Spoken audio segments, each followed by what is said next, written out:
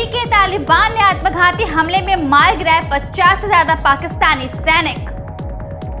अफगानिस्तान में तालिबान के 2 शीर्ष नेता की हो गई है हत्या, पाकिस्तान का बड़ा हाथ। तालिबान पर बड़े हमले की तैयारी में इजराइल, पाकिस्तान पर भी हो सकता है इजराइल का एयर स्ट्राइक। सऊदी अरब ने किया पाक तालिबान के खिलाफ भयंकर ऐलान, भारत से मिलाया हाथ। पाकिस्तानी आईएसआई पर बहुत बुरी खबर सामने आ रही है। अमेरिका में 24 सितंबर को होगा क्वाड शिखर सम्मेलन, पीएम मोदी और जो बाइडेन तैयार करेंगे जिनपिंग का कफन। पंजशीर के पूर्ण समर्थन में भारत, चीन रूस को भी लपेटा। पंजशीर में हार से बौखलाए तालिबानी, काबुल में तालिबानियों की क्रूरता जारी, तस्वीरें देख रूह कांप जाएंगी। दोस्तों, आप सभी को मेरा नमस्कार। आप देख रहे हैं दिल से न्यूज। आइए जल्दी से सभी खबरों को एक करके विस्तार से जान लेते हैं। तालिबान पर बड़े हमले की तैयारी में इजराइल, पाकिस्तान पर भी हो सकता है इजराइल का एयर स्ट्राइक। तालिबान की जीत पर हमास ने बधाई क्या दे दी कि अब इजराइल ने तालिबान के लिए भयंकर मुसीबत पैदा कर दिया है। इजराइल के इंटेलिजेंस में बड़ा खुलासा हुआ है, जिसमें ये पता लगा है कि साल के अंत तक तालिबान और हमास मिलकर इजराइल पर बड़े आतंकी हमले करने की तैयारी में है। इतना ही नहीं, कुछ दिन पहले ही सत्ता में आने के बाद तालिबान ने इजराइल को लेकर बेहद खौफनाक बयान दिया था, जिसमें तालिबान ने कहा था कि वह इजराइल को कभी भी एक राष्ट्र के तौर पर स्वीकार नहीं करेगा। ये सारे सबूत इजराइल के लिए सरदर्द बन चुके थे और अब खबर आ रही है कि इजराइल अपने दुश्मनों के सर उठाने से पहले ही उसे धड़ से अलग कर देता है। इजराइल एक ऐसा देश है जिसमें सभी मुस्लिम देशों ने बाहुबली की उपाधि दे रखी है। इस वक्त इजराइल को सबसे बड़ा डर तालिबान और पाकिस्तान से है, क्योंकि अगर पाकिस्तान के परमाणु हथियार तालिबान और हमास के हाथ लग गए तो इजराइल का सर्वनाश हो सकता है। लेकिन दोस्तों, इजराइल कोई साधारण देश नहीं। अपने काबिलियत के दम पर उसने अपने ऊपर होने वाले कई बड़े हमले को पहले से नस्तानाबूद कर चुका है और इसी कारण अब वह अंदाजा लगाया जा रहा है कि पाकिस्तान के कोने कोने में कई ऐसे जगह हैं जहां से इजराइल पे आतंकी हमले की तैयारी चल रही है और अब इजराइल पाकिस्तान के उन सभी ठिकानों पर हवाई हमले करने जा रहा है। मतलब साफ है दोस्तों, इस वक्त दुनिया की सभी महान शक्तियां भारत के साथ आ चुकी हैं। चीन, पाकिस्तान और तालिबान अलग थलग पड़ चुका है। अफगानिस्तान में इन मुस्लिम देशों की भूमिका से चिंता में आया सऊदी अरब, भारत से साधा संपर्क। भारत के सहयोगी 2 बड़े खाड़ी देश सऊदी अरब और यूएई तालिबान के अफगानिस्तान पर नियंत्रण से चिंता में है।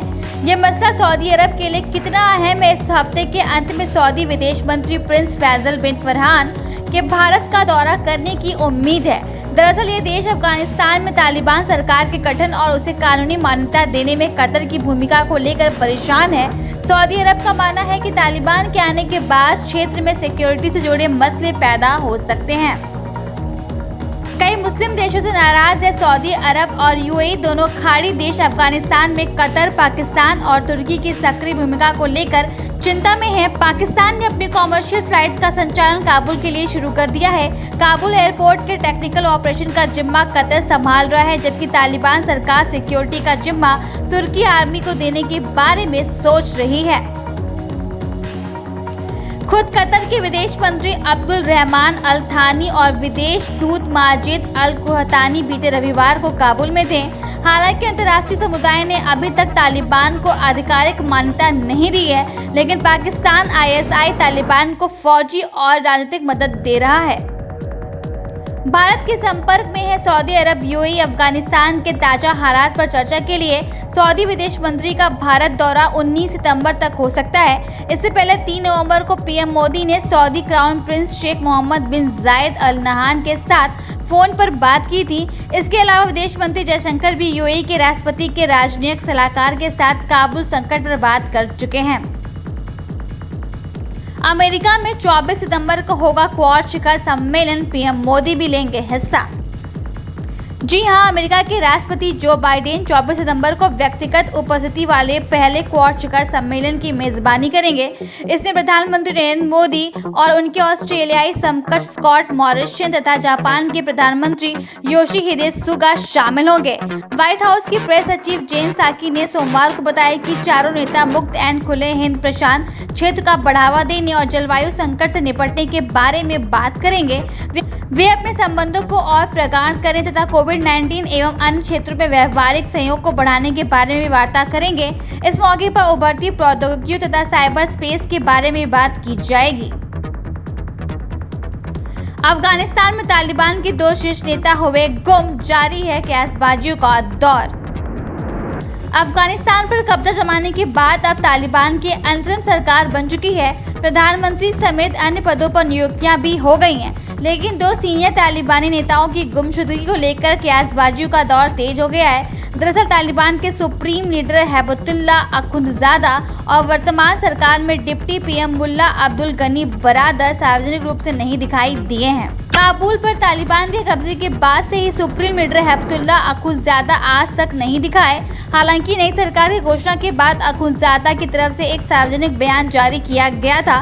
तालिबान की तरफ से ये भी कहा जाता रहा है कि अखुंदजादा जल्द ही सार्वजनिक मौजूदगी दर्ज कराएगा, लेकिन अभी तक ऐसा नहीं हुआ है। तालिबान के प्रवक्ता ज़बीहुल्लाह मुजाहिद ने एक प्रेस कॉन्फ्रेंस में इनकी जानकारी दी थी। बता दें कि अखुंदजादा आज तक कभी भी सार्वजनिक रूप से लोगों के सामने नहीं आया है और उसकी अब तक एकमात्र तस्वीर ही उपलब्ध है। कहा है बरादर। इसके अलावा तालिबान सरकार में डिप्टी पीएम मुल्ला गनी बरादर के बारे में भी अफवाहें हैं कि वो या तो मर चुका है या फिर बुरी तरह से जख्मी है। दरअसल कुछ दिनों पहले बरादर और हक्कानी गुट के बीच खूनी झड़प की खबरें सामने आई थी। कहा गया है कि ये झड़प पंचशील मुद्दे से निपटने को लेकर भिन्न विचारों के कारण हुई है। हालांकि तालिबान ने ऐसी खबरों को सिरे से खारिज किया। वहीं मुल्ला बरादर ने भी ऑडियो मैसेज देकर खुद को फिट बताया है। बरादर की ऑडियो मैसेज पर संदेह। मुल्ला अब्दुल गनी बरादर के ऑडियो मैसेज को तालिबान के प्रवक्ता मोहम्मद नईम ने सोमवार को ट्विटर पर जारी किया था। मैसेज में मुल्ला बरादर ने कहा है कि वह जिंदा है और बिल्कुल ठीक है, लेकिन द गार्जियन की एक रिपोर्ट में इस मैसेज पर सवाल खड़े किए गए। रिपोर्ट में कहा गया है कि बरादर का सार्वजनिक रूप से दिखाई न देना और वीडियो के बजाय ऑडियो संदेश जारी करना संदेह पैदा करता है। तालिबान प्रवक्ता सुहैल शाहीन ने बरादर के फिट होने की बात कही है। शाहीन से पूछा गया, मुल्ला बरादर की हत्या के बारे में बहुत सारी अफवाहें हैं, प्रतिष्ठित चैनलों की ओर से वीडियो और स्क्रीनशॉट पोस्ट किए जा रहे हैं, उस पर आपका क्या विचार है? इस पर शाहीन ने कहा कि वे अफवाहें हैं, मैंने उनसे संपर्क किया और वह यात्रा पर हैं, बरादर ठीक हैं और मैं इन सभी अफवाहों को स्पष्ट रूप से खंडन करता हूँ। पाकिस्तानी आईएसआई पर बहुत बुरी खबर सामने आ रही है। वायरल ऑडियो क्लिप में आईएसआई चीफ फैज हमीद पर बरसा तालिबान और अब पाकिस्तान में तालिबान के हमले भी तेज शुरू हो गए। आईएसआई चीफ ने अफगानिस्तान का भविष्य खराब किया।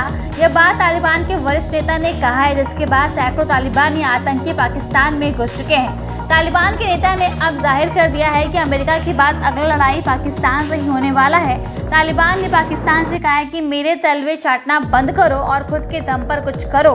तालिबान ने पाकिस्तान को जोरदार तमाचा जड़ते हुए कहा कि पाकिस्तानी आईएसआई ने तालिबान के अंदर ही फूट डलवा दिया और अब इसका बदला तालिबान पाकिस्तान से जरूर लेगा। तहरीक-ए-तालिबान ने आत्मघाती हमले में मारे गिराए 50 से ज्यादा पाकिस्तानी सैनिक। तालिबान और पाकिस्तान के बीच जबरदस्त टकराव सामने आ रही है। तहरीक-ए-तालिबान ने पाकिस्तान के अंदर वजीरिस्तान में पाकिस्तानी सैनिकों पर हमला बोला। मारे गए 50 से ज्यादा पाकिस्तानी सैनिक। पाकिस्तान की मीडिया यह आंकड़ा मात्र 5 बता रही है, लेकिन रिपोर्ट में खुलासा हो चुका है कि यह आत्मघाती हमला बेहद विस्फोटक था, जिसमें कम से कम 25 पाकिस्तानी सैनिकों की दर्दनाक मौके पर ही मौत हो गई है और 40 पाकिस्तानी सैनिक अधमरी स्थिति में अस्पताल के अंदर अंतिम सांस लेने की संघर्ष कर रहे हैं। और ये तो बस शुरुआत है, आने वाले समय में तालिबान मचा देगा पूरे पाकिस्तान में त्राहिमा। अब पाकिस्तानी वायुसेना तालिबान पर हमले की तैयारी कर रही है, लेकिन तालिबान ने अब पाकिस्तान को अफगानिस्तान में घुसने से साफ इनकार कर दिया है। पाकिस्तान के लिए टीटीपी नासूर बन चुका है। पाकिस्तान और तालिबान में युद्ध करा सकता है टीटीपी। पंजशीर के पूर्ण समर्थन में भारत चीन रूस को भी लपेटा। दोस्तों, एक बहुत बड़ी खबर निकलकर सामने आ रही है। भारत पंजशीर के समर्थन में उतरता हुआ दिखाई दे रहा है। दरअसल दोस्तों, यूएनएससी में भारत ने बहुत बड़ी कामयाबी हासिल की है, क्योंकि अफगानिस्तान पर एक प्रस्ताव लाया गया था जिसमें तालिबान को दूसरे देशों के खिलाफ आतंकी गतिविधि करने से रोकने के लिए यह प्रावधान था। पहले तो बहुत ज़्यादा चांसेस था कि चीन और रूस इसे खारिज कर देंगे अपनी वीटो पावर से, लेकिन भारत यहाँ रूस को कन्विंस कर दिया इस प्रस्ताव का समर्थन देने से। तो वहीं चीन भी इस प्रस्ताव को समर्थन दे दिया है और इसे भारत की बहुत बड़ी जीत मानी जा रही है। वहीं हमारे विदेश मंत्री ने ये साफ कर दिया है कि तालिबान को मान्यता नहीं दी जाएगी भारत की ओर से। और उनका एक और बयान सामने आया है जिसमें वो पंजशीर का समर्थन करते दिखाई दे रहे हैं, जिससे ये साफ है कि भारत पंजशीर का ही समर्थन करेगा। पंजशीर में हार से बौखलाए तालिबानी, काबुल में तालिबानियों की क्रूरता जारी, तस्वीर देख रूह कांप जाएंगी। अफगानिस्तान में विद्रोहियों के गढ़ पंजशीर घाटी के एक बड़े हिस्से पर कब्जा करने वाले तालिबानी आतंकी पर अब वहां पर नरसंहार में जुट गए हैं। विद्रोहियों का समर्थन करने वाले लोगों को चुन चुनकर निशाना बनाया जा रहा है। पिछले दिनों ही पूर्व उपराष्ट्रपति अमरुल्लाह सालेह के भाई की तालिबानियों ने बेहद क्रूर तरीके से हत्या कर दी। इस बीच ईरानी न्यूज एजेंसी ने फार्स ने सूत्रों के हवाले से बताया कि नेशनल रेजिस्टेंस फ्रंट के नेता अहमद मसूद अभी भी पंजशीर घाटी में मौजूद है और तालिबानियों के खिलाफ मोर्चा संभाले हुए है। ईरानी एजेंसी ने कहा है कि अहमद मसूद के अफगानिस्तान से भागकर तुर्की या किसी अन्य जगह जाने की खबर अफवाह है। इस रिपोर्ट में कहा गया है कि मसूद एक सुरक्षित स्थान पर है, पंजशीर घाटी के साथ संपर्क में है। इससे पहले तालिबान के प्रवक्ता ने दावा किया था कि अमरुल्लाह सालेह और अहमद मसूद दोनों ही तजाकिस्तान भाग गए हैं। पंजशीर के 70% सड़कें और घाटी के रास्ते तालिबान के नियंत्रण में आ गई है, लेकिन अभी भी घाटी का पूरा इलाका मसूद समर्थकों के नियंत्रण में है। तालिबान ने पिछले दिनों पंजशीर की लड़ाई में अमरुल्लाह सालेह के भाई रोहुल्लाह अजीजी को मार डाला था। इतना ही नहीं, तालिबान लड़ाके रोहुल्लाह के शव को दफनाने तक नहीं दे रहे थे। तो दोस्तों, इन सभी खबरों पर आपकी क्या राय है, हमें नीचे कमेंट करके जरूर बताइएगा। क्या आपको लगता है कि इजराइल पाकिस्तान के ऊपर एयर स्ट्राइक कर सकता है? क्या इजराइल को हमास और तालिबान से खतरा है? आप हमें नीचे कमेंट में जरूर बताइए। साथ ही आगे किस टॉपिक का वीडियो देखना चाहते हैं हमें कमेंट में जरूर अवगत कराइएगा। जाने से पहले वीडियो को लाइक, दिल से न्यूज चैनल को सब्सक्राइब कीजिए और वीडियो को दोस्तों के साथ शेयर करना तो बिल्कुल ही मत भूलिएगा। हमारे इस स्पेशल रिपोर्ट को अंत तक देखने के लिए धन्यवाद। जल्द मिलते हैं एक और विस्फोटक खबर के साथ। तब तक के लिए मेरा नमस्कार स्वीकार करिए। जय हिंद।